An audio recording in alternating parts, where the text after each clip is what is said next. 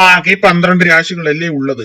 അപ്പോൾ ആ രാശിക്ക് പലതരത്തിലുള്ള സ്വഭാവങ്ങളുണ്ട്.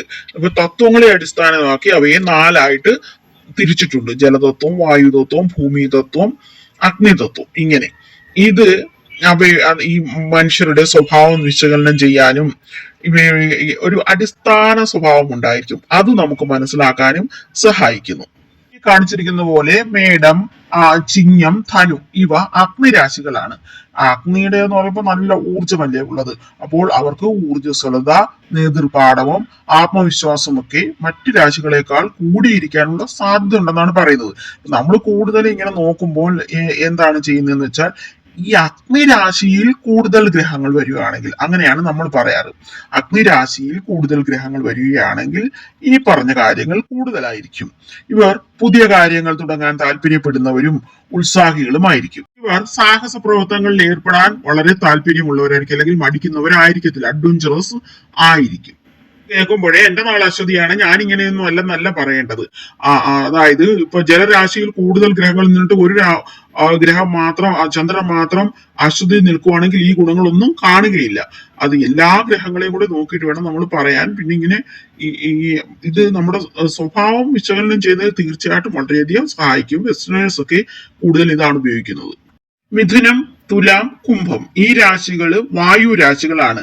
ഇവർ ആശയവിനിമയത്തിൽ ഭയങ്കര മിടുക്കരും, ബുദ്ധി ഇച്ചിരി കൂടുതലുള്ളവരും, എപ്പോഴും പുതിയ കാര്യങ്ങൾ ചെയ്യണം എന്നുള്ള താല്പര്യമുള്ളവരും, സമൂഹത്തിൽ എല്ലാവരോടും വളരെ സോഷ്യലായിട്ട് ഇടപെടുന്നവരുമായിരിക്കും. ചിന്തകൾക്കും ആശയങ്ങൾക്കും മുൻഗണന നൽകുന്നവരാണ് വായു രാശിക്കാർ.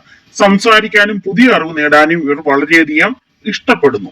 അങ്ങനെയുള്ളവരോട് കൂട്ടുകൂടുന്നതുമാണ് ഇവർക്ക് വളരെയധികം താല്പര്യം. ഇടവം, കന്നി, മകരം ഇവ ഭൂരാശികളാണ്.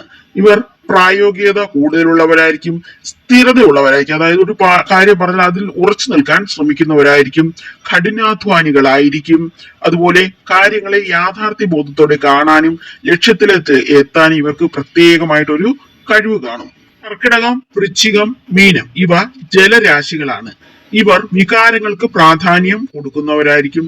ഒരു സ്വപ്നലോകത്ത് ജീവിക്കാനുള്ള ഒരു ടെൻഡൻസി ഇവർക്ക് കാണും. മറ്റുള്ളവരോട് നല്ല അനുകമ്പ ഉള്ളവരായിരിക്കും. ഒരു എന്തിനെക്കുറിച്ചും ആഴത്തിൽ ചിന്തിക്കുന്നവരായിരിക്കും.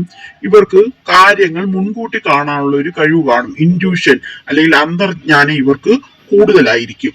മറ്റുള്ളവരെ ചിന്താഗതിയൊക്കെ ഇല്ലേ, അവരുടെ ദുഃഖങ്ങളും ദുരിതങ്ങളും ഒക്കെ പെട്ടെന്ന് മനസ്സിലാക്കാൻ ഇവർക്ക് കഴിവുള്ളവരായിരിക്കും. ഒരു ഉൾക്കാഴ്ച ഉള്ളവരായിരിക്കും.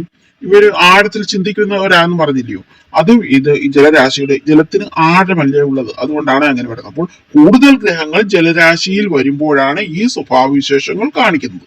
ചന്ദ്രൻ മാത്രം നിന്നതുകൊണ്ട് ഇതെല്ലാം നമ്മൾ പറയരുത്. കൂടുതൽ ഗ്രഹങ്ങൾ അങ്ങനെയാണ് നോക്കേണ്ടത്.